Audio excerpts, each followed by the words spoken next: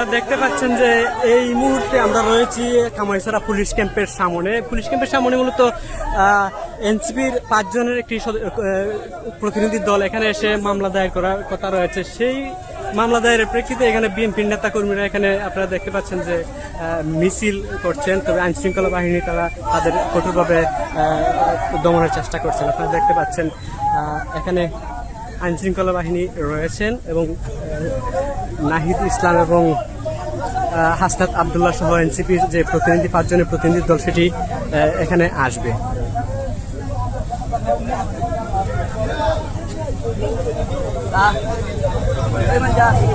এই পুলিশ ফাঁড়িতেই মূলত